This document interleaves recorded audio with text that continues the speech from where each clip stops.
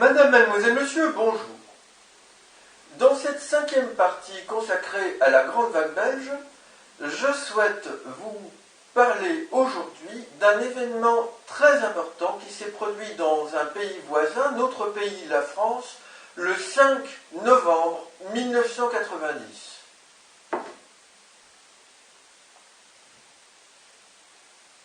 Le 5 novembre 1990, vers 19 h, s'est produit un événement extraordinaire. Une grande partie de notre pays a été survolée par de très nombreux ovnis. Et ça n'était pas seulement le 3e étage d'une fusée russe Proton qui a pu être aperçu par un certain nombre de témoins. De très nombreux autres phénomènes se sont produits et d'après les experts ne sont pas confondables avec ni un météorite entrant dans l'atmosphère, ni une fusée Proton entrant dans l'atmosphère. Alors, des lumières avec des comportements étranges aux abords des aéroports de Roissy et d'Orly ont été observées sans qu'elles soient détectées sur des radars. Je souligne pour vous que Roissy fait entendre le mot roi et Jésus pour Jésus, le Dieu des chrétiens en quelque sorte. Dans une vidéo de Patrick Depin à Colmar, on verra également un ovni triangulaire suivi d'une traînée lumineuse qui ne correspond pas à la fusée Proton ou à un météorite. Et il y a de très très nombreux témoignages qui montrent que des objets immenses bouchaient le ciel au point qu'ils ne voyaient pas les étoiles lors de leur passage, tandis qu'ils voyaient des phénomènes lumineux, des projecteurs, des comportements très étonnants, impossibles à imiter par nos technologies aériennes. Je veux m'intéresser spécialement à la date ici, qui a été choisie par les extraterrestres qui se sont manifestés le 5 novembre 1990 et qui nous éclaire sur leurs intentions. Le 5 peut correspondre à la lettre E, le 11, 1 plus 1, 2, à la lettre T. 19 est la valeur du mot Jésus, tandis que le 90 peut donner le R, jeu de mots avec L. D'autre part, on retrouve le E et le T, et puis le 1 donne le A, le I et le 9 deux fois, et avec les ailes dans le ciel, on voit le mot Italie se former avec la date. Il est très important de savoir que le 5 novembre 1943 est la date du bombardement du Vatican pendant la Seconde Guerre mondiale par des fascistes italiens. Ce bombardement visait la radio du Vatican. Les fascistes pensaient que celle-ci transmettait des informations aux Alliés.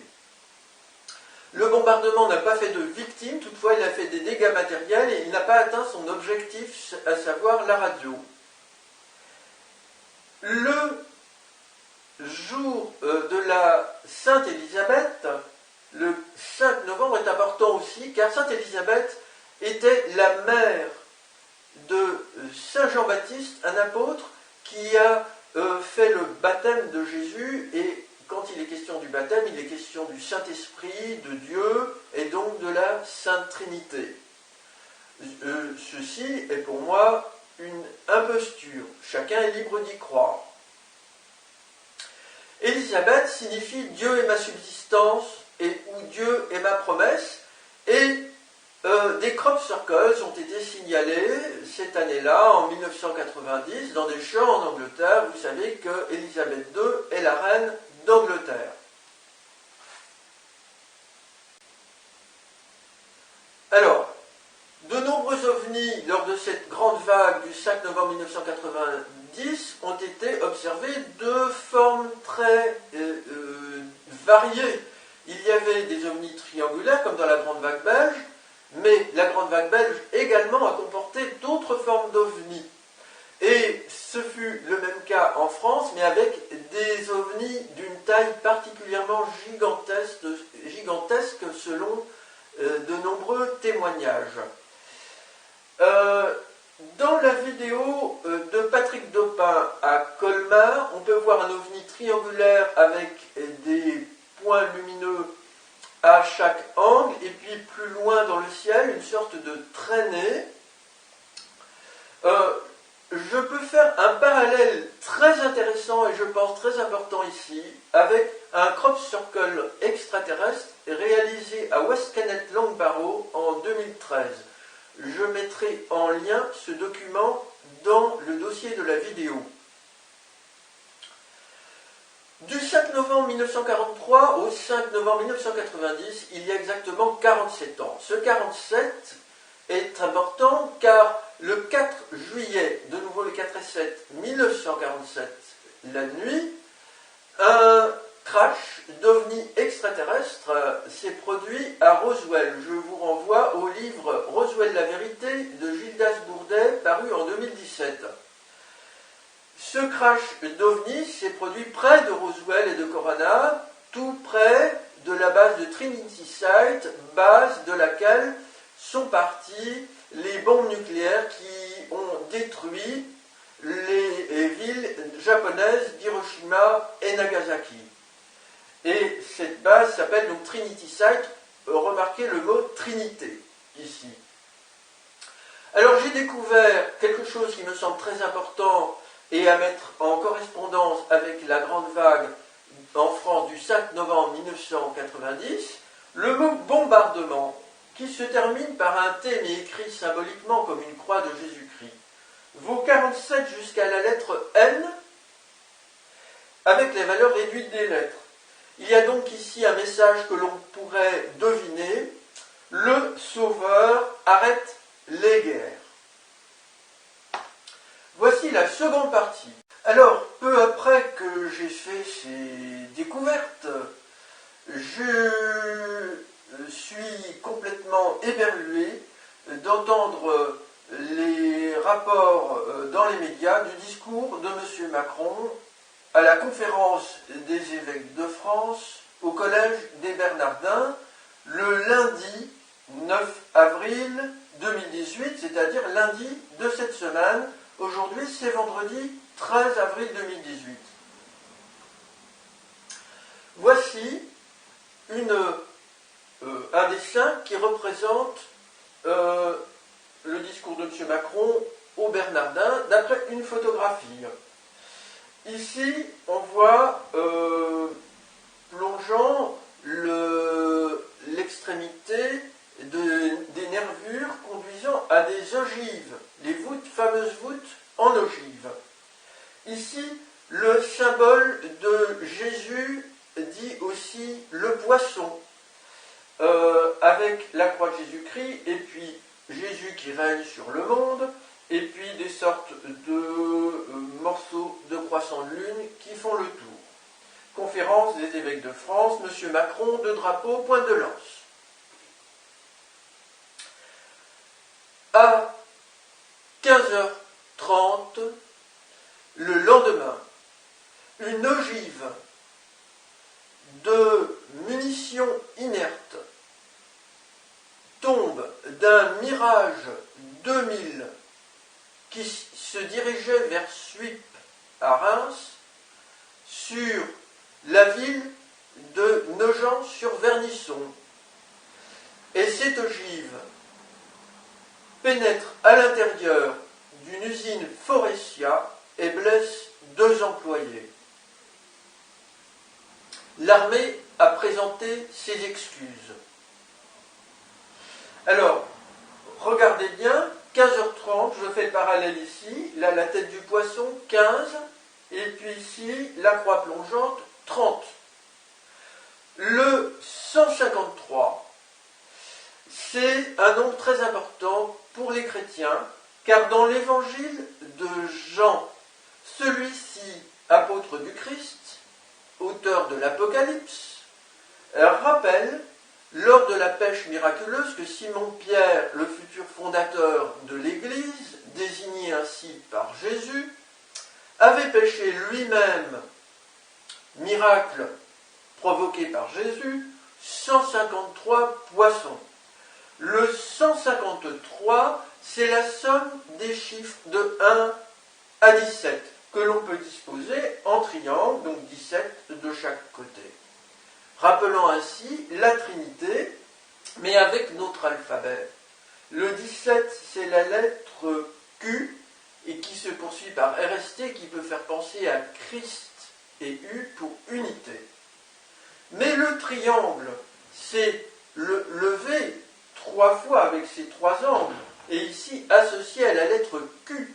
Donc on a le V et le Q qui peut faire penser à évêque, donc ici, évêque associé.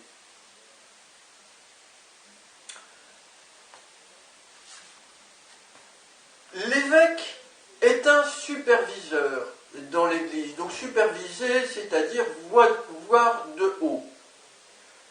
Le mot vega, qui fait penser aussi au mot évêque, vient de l'arabe waki. Remarquez également l'impression phonétique qui est proche du mot évêque, qui signifie tombant et qui vient lui-même de l'aigle tombant.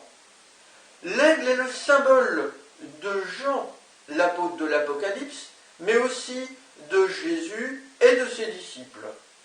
Personnellement, j'y vois aussi le symbole de la flotte du nouveau Messie, l'être gris extraterrestre, Jésus Oméga. La munition devait être tirée à Suippes, près de Reims. C'est à Reims qu'a commencé la monarchie chrétienne, Saint-Remy ayant baptisé Clovis. Or, dans le discours de la veille, Emmanuel Macron a rappelé l'origine chrétienne de la France. Je l'ai contesté dans une lettre, car l'État français, oui d'accord, mais pour le peuple français, certainement pas. Tout le monde n'était pas chrétien à cette époque, tout le monde n'a pas été chrétien depuis que la France, État, est devenue chrétienne.